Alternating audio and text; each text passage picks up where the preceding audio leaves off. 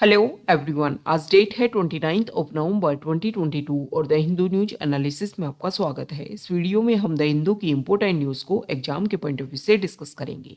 नीचे description box में Telegram channel Volcano IAS Academy का लिंक दिया हुआ है। आप Telegram channel Volcano IAS Academy के साथ में जुड़ सकते हैं। वहाँ पर हर exam means UPSC, state PCS and other exams के पॉइंट ऑफ व्यू से काफ़ी इंपॉर्टेंट इन्फॉर्मेशन आप सभी के साथ में शेयर की जाती है। तो चलो स्टार्ट करते हैं। वीडियो को स्टार्ट करेंगे एक ज्योग्राफिकल मैप क्वेश्चन के साथ में। और आज आपका क्वेश्चन ये है कि थार डेजर्ट को आपको मैप में व्यू करना है, फिर इससे रिलेटेड हर इंपॉर्टेंट फैक्ट्स को एंड इंफॉर्मेशन को कमेंट बॉक्स में टाइप करना है। कल हमने आपसे क्वेश्चन पूछा था काली बीन रिवर को लेकर के। तो काली बीन रिवर को अगर हम मैप में व्यू करें, काली बीन रिवर का ओरिजिन होशियारपुर के पास से एक स्मॉल स्ट्रीम, एक स्मॉल रिवुलेट के रूप में होता है और उसके बाद में ये सतलुज और व्यास रिवर की कन्फ्लुएंस पॉइंट पर जाकर के उनमें मर्ज हो जाती है। ये जो कालीबीन रिवर है, इसके बैंक पर, इसके किनारे पर अगर हम बात करें तो लगभग 80 विलेजेस एंड बहुत सारे स्मॉल एंड लार्ज टाउन जो हैं वो लोकेटेड हैं। और इंडस्ट्रियल एक्टिविटीज़ होने की वजह से उन टाउन से बहुत सारा वेस्ट वाटर जो है वो निकलता है और वो वेस्ट वाटर जो है वो कालीबीन रिवर में जाकर के मर्ज हो जाता है, जिसकी वजह से इसका जो वाटर है वो ब्लैक कलर में चेंज हो गया और इसीलिए इसको कालीबीन रिवर या फिर ब्लैक रिवुलेट के नाम से भी जाना जाता है। ये जो कालीबीन रिवर है, इसका सिख कम्युनिटी के लिए, सिख रिलीजन के लिए काफ़ी ज़्यादा इम्पोर्टेंस है। यहाँ पर अगर हम बात करें तो अभी कुछ टाइम पहले पंजाब के जो सीएम हैं, उन्होंने कालीबीन रिवर से डायरेक्टली पानी जो है वाटर लेकर के उन्होंने ड्रिंक कर लिया, जिसकी वजह से उनकी हेल्थ जो है वो गड़बड़ा गई थी और इसी वजह से कालीबीन रिवर जो है वो न्यूज़ में बनी हुई थी। तो बेसिक फैक्ट्स और इस तरीके के स्मॉल स्मॉल जो रिवर है जो न्यूज़ में रहती हैं, उनकी लोकेशन जो है वो हमें पता होना चाहिए। द हिंदू को डिस्कस करने से पहले हम मेंटोरशिप प्रोग्राम के बारे में डिस्कस करेंगे। प्रीलिम्स स्पेसिफिक मेंटोरशिप प्रोग्राम जो है वो वोल्केनो आईएएस अकेडमी आपके लिए लेकर के आया है। अगर आप यूपीएससी प्रीलिम्स 2023 के लिए प्रिपरेशन कर रहे हैं और आप सभी को पता है कि जो प्रीलिम्स का एग्जाम है वो 28 मई को कंडक्ट होने वाला है। तो हमारा जो मेंटोरशिप प्रोग्राम है, इसमें 10 to 15 स्टूडेंट्स का अलग अलग बैच हम बनाएंगे और इसमें इस बैच में जो भी प्रीलिम्स टारगेटेड स्टूडेंट्स हैं उनको प्रीलिम्स का सिलेबस जो है वो यहाँ पर कवर करवाया जाएगा। इसमें आपका स्टैटिक पार्ट और करंट अफेयर पार्ट जो है वो दोनों कवर होगा प्रीलिम्स के अकॉर्डिंग। अब किस तरीके से कवर होगा, तो आपको टारगेट दिया जाएगा डेली बेसिस पर और फिर आपकी कन्वीनियंस के अकॉर्डिंग, जैसे आप चाहें तो डेली बेसिस पर करंट अफेयर्स से रिलेटेड और स्टैटिक पार्ट से रिलेटेड एमसीक्यू क्वेश्चन, या आप चाहें तो वीकली बेसिस पर जो भी टॉपिक आपके कवर करवाए गए उनके क्वेश्चंस जो हैं वो एनफ तरीके से आपको प्रैक्टिस करवाई जाएंगी। क्योंकि प्रीलिम्स का जो एग्जाम है उसमें जितनी ज़्यादा आपने एमसीक्यू क्वेश्चंस की प्रैक्टिस की, उनके ऑप्शंस को एलिमिनेट करने का जो मेथड है वो ज़्यादा से ज़्यादा तभी डेवलप हो पाएगा जब ज़्यादा से ज़्यादा क्वेश्चंस प्रैक्टिस की जाएगी। तो ये मेंटरशिप प्रोग्राम में ये बेसिक फीचर हैं। 599 पर मंथ इसके चार्जेस रहेंगे और 1 दिसंबर से न्यू बैच इसका स्टार्ट होने वाला है, आप इसको ज्वाइन कर सकते हैं। द हिंदू को अगर हम डिस्कस करें तो फर्स्ट इंपॉर्टेंट न्यूज़ है द हिंदू के फ्रंट पेज पर, और यहाँ पर सुप्रीम कोर्ट और जो सेंट्रल गवर्नमेंट है उनके बीच में क्लैश दिखाई दे रहा है। क्लैश क्या है कि जो जजेस हैं उनकी अपॉइंटमेंट को लेकर के। तो सुप्रीम कोर्ट जो है उन्होंने अभी कुछ टाइम पहले जो कॉलेजियम है उन्होंने कुछ नेम जो है वो रिकमेंड किए हाई कोर्ट के लिए भी और जो सेंट्रल जुडिशरी है, मतलब जो हमारा सुप्रीम कोर्ट है, उनके लिए भी। लेकिन एक काफ़ी लंबा डिले जो है वो इस प्रोसीजर में देखने को मिल रहा है। तो यहाँ पर सुप्रीम कोर्ट ने कुछ इंपॉर्टेंट स्टेटमेंट दिए हैं और कुछ टाइम पहले जो हमारे लॉ मिनिस्टर हैं उन्होंने भी कुछ ये बोला कि देखो, कोलेजियम सिस्टम जो है उसके थ्रू नाम जो है वो एक तरीके से प्रपोज किए जाते हैं कि ये नेम जो है इनको जजेस के रूप में अपॉइंट करना है या फिर ट्रांसफ़र करना है, जो भी प्रोसीजर होता है। तो इसको लेकर के जो हमारे लॉ मिनिस्टर हैं उन्होंने बोला है कि कोई भी जो प्रोसीजर होता है उसमें टाइम लगता है। अगर जुडिशरी को लगता है कि इतना प्रोसीजर जो है, अगर आप नाम रिकमेंड कर रहे हो, नेम रिकमेंड कर रहे हो, तो अगर आपको लगता है कि अपॉइंटमेंट जो है वो बहुत ही फास्ट होनी चाहिए तो आप अपने लेवल पर ही अपॉइंट कर दीजिए। ओके। तो यहाँ पर सुप्रीम कोर्ट जो है उन्होंने क्लियर किया है, एक ऐसा स्टेटमेंट उन्होंने दिया है कि 99th कॉन्स्टिट्यूशनल अमेंडमेंट एक्ट के बेसिस पर जो एनजेसी लाया गया था, नेशनल जुडिशियल अपॉइंटमेंट कमीशन, उसको जब नलीफाई कर दिया गया सुप्रीम कोर्ट के द्वारा, क्योंकि उसमें एग्जीक्यूटिव जो है या गवर्नमेंट का जो रोल है वो एक तरीके से इंटरवीन हो रहा था और जो जुडिशरी की जो इंडिपेंडेंस है, जो हमारा बेसिक स्ट्रक्चर है हमारे कॉन्स्टिट्यूशन का, उसको वायलेट करने के प्रोविजन थे जिसके बेसिस पर इसको नलीफाई किया गया। तो यहाँ पर अब सुप्रीम कोर्ट मतलब जुडिशरी और जो सेंट्रल गवर्नमेंट है उनमें क्लैश दिखाई दे रहा है जजेस की अपॉइंटमेंट को लेकर के। जैसे कि यहाँ पर बोला गया है कि हाई कोर्ट के जो जजेस हैं उनकी अपॉइंटमेंट को लेकर के 20 नेम जो है वो सजेस्ट किए गए थे, लेकिन वो जो फाइल है वो काफ़ी लंबे टाइम से जो है वो यहाँ पर पेंडिंग गिरी हुई है। उन नेम के ऊपर जो है वो कोई भी रिजल्ट निकल करके सामने नहीं आया है। तो यहाँ पर अगर हम डिस्कस करें तो एक जो एडवोकेट हैं, लॉयर है, उनका नेम यहाँ पर सजेस्ट किया गया था, सौरभ कृपाल। ये सौरभ कृपाल जो है इन्होंने होमोसेक्सुअलिटी, डिक्रिमिनलाइजेशन ऑफ होमोसेक्सुअलिटी जो है उसके लिए काफ़ी इंपॉर्टेंट रोल इन्होंने प्ले किया था। तो यहाँ पर कुछ इंपॉर्टेंट फैक्ट रखे गए हैं कि उनका नेम भी है दिल्ली हाई कोर्ट में उनको जज बनाने के लिए जो है वो रिकमेंडेशन दी गई थी, लेकिन इनके ऊपर भी अभी कोई रिजल्ट देखने को नहीं मिला है। हाई जुडिशरी में अगर हम देखें तो 11 जजेस की फाइल जो है वो पेंडिंग है, और जो लोअर जुडिशरी है मतलब जो हाई कोर्ट के रिलेटेड जो भी इशू है उसमें 20 जजेस की जो फाइल है वो पेंडिंग गिरी हुई है। तो इसमें क्या होना चाहिए? देखो, प्रोसीजर जो है वो कोलैबोरेशन के थ्रू है, तो कोलैबोरेशन के थ्रू जो है वो जजेस की अपॉइंटमेंट तो टाइम पर होनी चाहिए, क्योंकि इंडिया के लेवल पर अगर हम देखें तो पेंडिंग केसेस का जो बर्डन है वो काफ़ी ज़्यादा है, और उसको अगर हमें रिजोल्व करना है तो जजेस की एक प्रॉपर जो संख्या है, प्रॉपर नंबर जो है वो होने चाहिए, तभी जाकर के वो बर्डन जो है वो डिक्रीज हो पाएगा। अगर गवर्नमेंट और जुडिशरी के इन क्लैश के बीच में जजेस की अपॉइंटमेंट जो है वो फंसी रह जाती है तो इसका इफेक्ट जो है वो कॉमन पीपल को देखना पड़ता है, उनको फेस करना पड़ता है, क्योंकि जितनी जजेस की संख्या कम होएगी उतना ज़्यादा जो है वो बर्डन अदर जजेस पे इंक्रीज होएगा, और जो रिजल्ट आना चाहिए, बहुत सारे केसेस हमारे यहाँ पर ऐसे हैं जो काफ़ी लंबे टाइम से चल रहे हैं, तो उनका सॉल्यूशन तभी तो हो पाएगा ना, तभी एक प्रॉपर संख्या में उनको रिप्रेजेंटेशन दिया जा सकेगा, उनकी सुनवाई हो सकेगी, तभी रिजल्ट आएगा। तो जजेस का जो अपॉइंटमेंट है वो प्रॉपर होना चाहिए। बहुत सारी हमारी जो वैकेंसीज हैं हाई कोर्ट में भी और सुप्रीम कोर्ट में भी, तो इनको जो है वो फिल करने की ज़रूरत है, ताकि जल्दी से जल्दी जो है वो प्रॉब्लम का सॉल्यूशन जो है वो हम प्रोवाइड कर सकें। नेक्स्ट इंपॉर्टेंट आर्टिकल है, यहाँ पर इमेज है डॉक्टर भीमराव अंबेडकर का 125 feet bronze and steel statue जो है वो हैदराबाद में बनाया जा रहा है, और इसको नेक्स्ट ईयर अप्रैल में इसका इनॉग्रेशन किया जाएगा, जो उनकी बर्थ एनिवर्सरी पर, मतलब 14 अप्रैल को। ओके, तो यहाँ पर बताया गया है, और ये जो साइट है मतलब जो इनका स्टेचू जो बनाया जा रहा है वो बनाया जा रहा है हुसैन सागर लेक के किनारे पर। ओके, तो ये आपको ध्यान में रखना है, ये लेक जो है इसकी लोकेशन आपके लिए इम्पोर्टेंट हो जाती है। यहाँ पर हम बात कर लेते हैं, उनको बोला गया है जो डॉक्टर भीमराव अम्बेडकर जो है वो हमारे कॉन्स्टिट्यूशन के आर्किटेक्ट हैं। तो कॉन्स्टिट्यूशन के आर्किटेक्ट हैं, तो इनसे रिलेटेड कुछ फैक्ट्स हम डिस्कस कर लेते हैं कि कॉन्स्टिट्यूएंट असेंबली की जो कमिटीज़ हैं उनमें कौन सा इन्होंने इम्पोर्टेंट रोल प्ले किया था।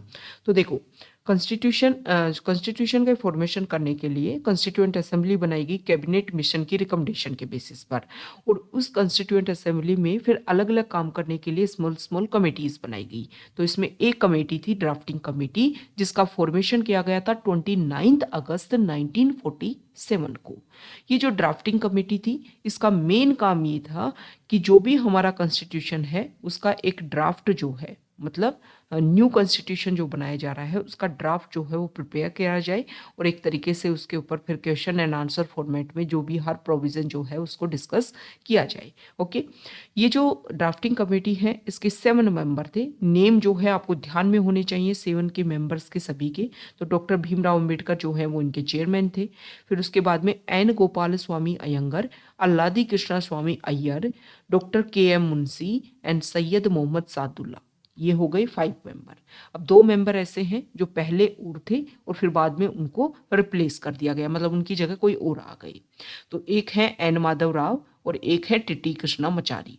तो एन माधव राव जो है उन्होंने तो BL मित्र को रिप्लेस किया था, और क्योंकि BL मित्र जो हैं उन्होंने अपनी हेल्थ की वजह से क्या दे दिया था, रेजिग्नेशन दे दिया था। और TT कृष्णामाचारी जो हैं उन्होंने DP खेतान जो है उनकी डेथ हो गई थी 1948 में, उनको रिप्लेस करके TT कृष्णामाचारी आए थे। तो ये प्रॉपर जो नेम है वो आपको ध्यान में रखने हैं कि कितने नेम हैं, कितने जो है वो मेंबर थे, किसने किसको रिप्लेस किया, ये सारे बेसिक जो चीज़ें हैं वो आपको ध्यान में होनी चाहिए। देखो ये सारी जो भी हमने इन्फॉर्मेशन आपको साथ में शेयर की वो आप लक्ष्मीकांत की जो बुक है उसमें जाकर के आप उसको रीड कर सकते हो। इम्पोर्टेंट फैक्ट है, बहुत बार क्वेश्चन जो है स्टेट PCS की तो अगर हम बात करें तो डायरेक्टली इस तरीके के क्वेश्चन पूछे जाते हैं। ओके, और UPSC प्रीलिम्स में इस तरीके के मैच द फॉलोइंग में 3-4 स्टेटमेंट दे दिए जाएंगे, 3-4 कमिटीज के नेम दे दिए जाएंगे कि इसके चेयरमैन कौन थे, इसके चेयरमैन कौन थे, इस तरीके के क्वेश्चन पूछ लिए जाते हैं। ओके, तो जो सिंपल फैक्ट होते हैं उनको थोड़े एक हाई लेवल पर कन्वर्ट करके UPSC जो है वो क्वेश्चन पूछता है।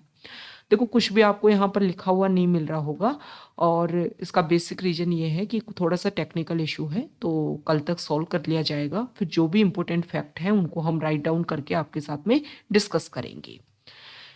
नेक्स्ट इंपॉर्टेंट आर्टिकल है एडिटोरियल पेज पर, और यहाँ पर जो आर्टिकल है देखो सेम सेक्स मैरिज जो है उसको लेकर के पिटीशन डाली गई है सुप्रीम कोर्ट में, और सुप्रीम कोर्ट ने अलाउ भी किया है। इसको लेकर के हम डिस्कस करेंगे। लास्ट ईयर जब दिल्ली कोर्ट में इसको लेकर के डिस्कशन चल रहा था तो हमारे additional solicitor general of India जो है उन्होंने इसके बारे में बोला था कि किसी भी बेसिक लॉ जो है, जो भी रिलीजन बेस्ड लॉ है या फिर प्राइवेट लॉ हैं या फिर आपकी जो भी पर्सनल लॉज जो हैं उनमें किसी भी तरीके से इस तरीके की मैरिज को अलाउ नहीं किया जाता है। Biological man and biological women जो है उसके बीच में जो मैरिज है उसको अलाउ किया जाता है, लेकिन सेम सेक्स मैरिज को यहाँ पर क्वेश्चन किया गया है कि स्पेशल मैरिज एक्ट, बहुत बार हम देखते हैं कि अलग अलग कम्युनिटी अलग अलग रिलीजन से लोग जो हैं वो मैरिज करते हैं, तो उनकी मैरिज जो है वो स्पेशल मैरिज एक्ट के अंडर जो है वो रजिस्टर की जाती है, क्योंकि उनके पर्सनल लॉ जो हैं वो इनको अलाउ नहीं करते हैं। तो यहाँ पर भी पिटीशन डाली गई है कि स्पेशल मैरिज एक्ट के अंदर जो है वो राइट्स उनको दिए जाएं। अब सुप्रीम कोर्ट ने क्वेश्चन पूछा है सेंट्रल गवर्नमेंट से, अब सेंट्रल गवर्नमेंट इस पर क्या आंसर देगी वो इम्पोर्टेंट रहेगा। यहाँ पर बताया गया है कि देखो जब आपने होमोसेक्सुअलिटी जो है उसको डिक्रिमिनलाइज कर दिया तो वो जो राइट्स हैं उनको ही एक नेक्स्ट लेवल पर तक सिर्फ एक्सपेंड करना है। ओके, प्राइवेसी जो है उसको आपने फंडामेंटल राइट डिक्लेयर कर दिया, तो यहाँ पर मैरिज करना जो है वो एक प्राइवेसी है, पर्सनल व्यूज़ हैं उनकी क्या करना चाहिए, रिस्पेक्ट करनी चाहिए। और जब हमने देखा कि 30+ कंट्रीज ऐसी हैं जहाँ पर होमोसेक्सुअलिटी उसको अलाउ किया गया है, और साथ ही साथ अगर हम बात करें तो सेम सेक्स मैरिज को भी अलाउ किया गया है।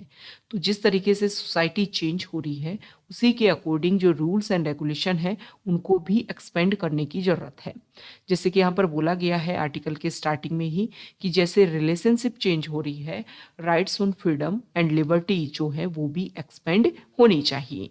ओके, तो यहाँ पर US का एग्जाम्पल दिया गया है कि US में जो है जैसे कि US में लेजिस्लेशन के थ्रू, अदर स्टेट जो है वहाँ पर जुडिशरी नोटिफिकेशन के थ्रू जो है सेम सेक्स मैरिज को अलाउ किया जा रहा है। बहुत सारे कंट्रीज ऐसे हैं जहाँ पर होमोसेक्सुअलिटी को बहुत पहले अलाउ कर दिया गया था, लेकिन सेम सेक्स मैरिज जो है उसको बाद में अलाउ किया गया। तो ऐसी तरीके से इंडिया जो है वो भी अपने यहाँ पर बेसिक प्रोविजन या बेसिक इंपॉर्टेंट फीचर जो है वो इंक्लूड कर सकता है। नेक्स्ट इंपॉर्टेंट आर्टिकल है यहाँ पर चाइना की जो कोविड पॉलिसी है उसके बारे में यहाँ पर बताया गया है कि देखो चाइना जो है उसमें काफ़ी ज़्यादा स्ट्रिक्ट रूल्स एंड रेगुलेशन बने हुए हैं, और ये जो स्ट्रिक्ट रूल्स एंड रेगुलेशन है इनके ऊपर मेन फोकस ये है कि वहाँ पर जो लॉकडाउन है उसकी कंडीशन अभी भी बनी हुई है, जिसकी वजह से वहाँ की पॉपुलेशन जो है वो काफ़ी ज़्यादा इफ़ेक्ट हो रही है। और जब पॉपुलेशन काफ़ी ज़्यादा इफ़ेक्ट हो रही है तो इसकी वजह से काफ़ी ज़्यादा प्रॉब्लम भी क्रिएट हो रही है।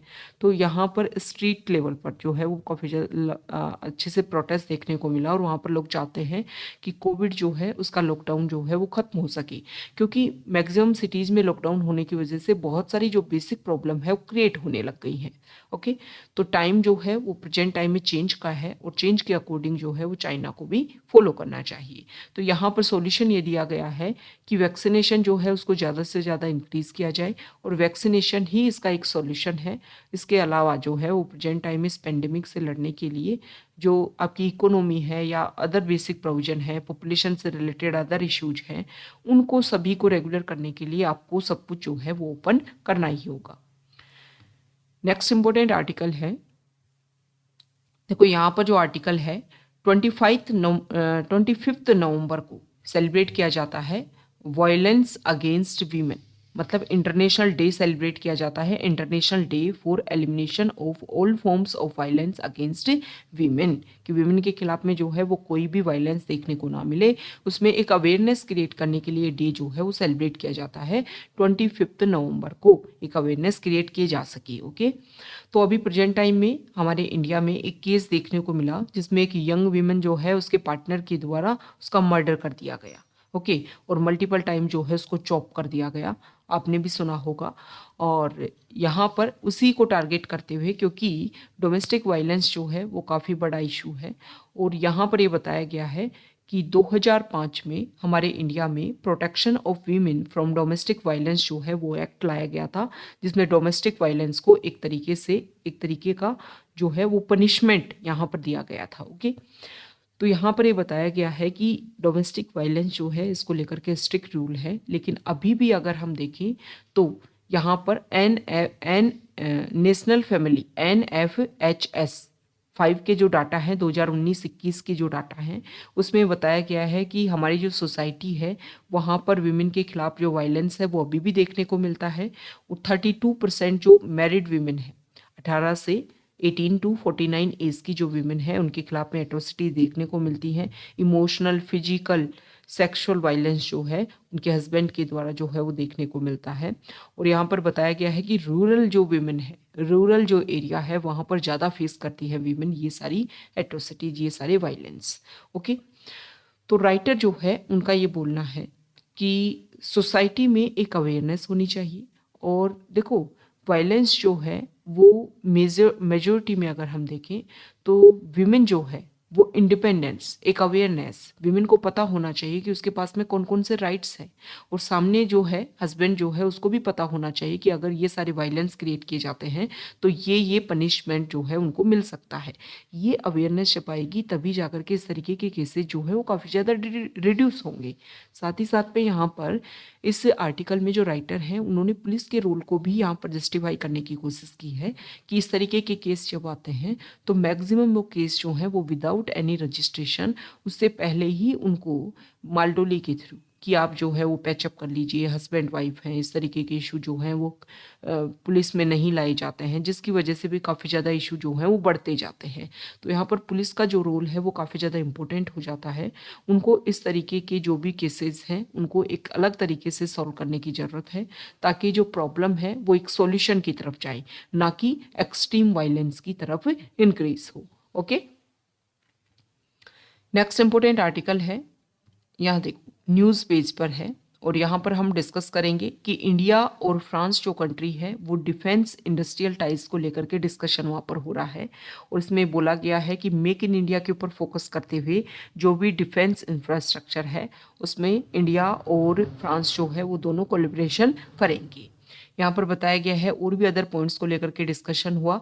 प्रेजेंट टाइम में फ्रांस जो है वो इंडियन ओशियन कमीशन की अगर हम बात करें तो देखो इंडियन ओशियन कमीशन जो है इसको 1984 में बनाया गया था, और जो अफ्रीका के ईस्टर्न पार्ट पर जो स्मॉल स्मॉल आइलैंड्स हैं जिसमें कुछ फ्रांस के अंडर भी कुछ टेरिटरी हैं, उनका एक कोलिब्रेशन है Indian Ocean Commission. Intergovernmental organisation है, इंटर गवर्नमेंटल बॉडी है, 1984 में इसको बनाया गया था। और वेस्टर्न इंडियन ओशन जो आइलैंड्स हैं उनके इंटरेस्ट को प्रोटेक्ट करने के लिए, मतलब Madagascar, Mauritius, Reunion, Seychelles, Comoros, ये जो स्मॉल स्मॉल आइलैंड है इनके इंटरेस्ट को प्रोटेक्ट करने के लिए इस ऑर्गेनाइजेशन को, इस बॉडी को बनाया गया था। ओके, तो ये इंडियन ओशन कमीशन को लेकर के है। इसके अलावा फ्रांस जो है वो इंडियन ओशन नेवल सिंपोजियम जो है इसके भी प्रेजेंट टाइम में चेयरमैन हैं। तो ये IONS जो है वो एक वॉलेंट्री है और इंक्लूसिव इनिशिएटिव है, जिसमें इंडियन ओशियन रीजन के जो लिटरल स्टेट है, मतलब उसके तटीय क्षेत्रों में जो सिचुएटेड है कंट्रीज, उन कंट्रीज को मिलकर के एक वॉलेंट्री और इंक्लूसिव इनिशिएटिव के रूप में इसको बनाया गया, ताकि मैरीटाइम कोऑपरेशन और रीजनल सिक्योरिटी जो है उसको एनहेंस किया जा सके। तो इसी को लेकर के कि इंडियन ओशन रीजन को फोकस करते हुए इंडिया और जो फ्रांस जो कंट्री है वो भी फोकस कर रहे हैं, इसके बारे में यहाँ पर बताया गया है। नेक्स्ट जो इम्पोर्टेंट आर्टिकल है, यहाँ पर बताया गया है कि जम्मू एंड कश्मीर जो है वहाँ पर ई सर्विसेज जो है वो काफ़ी ज़्यादा इंक्रीज हो रही है, मतलब टाइम के साथ में वहाँ पर काफ़ी ज़्यादा इशू जो हैं उनको सॉल्व किया जा रहा है। यहाँ पर सुप्रीम कोर्ट में कुछ एक्टिविस्ट जो हैं उन्होंने GM मस्टर्ड जो क्रॉप है जिसको अलाउ किया गया है उसको लेकर के प्रेजेंट हुए हैं कि सेंटर जो है वो करेक्ट इन्फॉर्मेशन GM मस्टर्ड को लेकर के प्रोवाइड करे, ताकि सोसाइटी में इसको यूज़ भी किया जाए या एग्रीकल्चर के रूप में इसको यूज़ भी किया जाए तो उसका गलत इफेक्ट जो है वो ना देखने को मिले। यहाँ पर सेंट्रल गवर्नमेंट जो है वो कोशिश कर रही है कि जो भी हमारी इंडिजिनस और ट्राइबल सोसाइटीज है उनके जो भी कल्चरल, रिलीजियस, सोशल जो प्रैक्टिसेस जो फॉलो करते हैं उनको हम एक अलग लेवल पर लेकर के आए और उनको काफ़ी अच्छे से प्रेजेंट किया जा सके।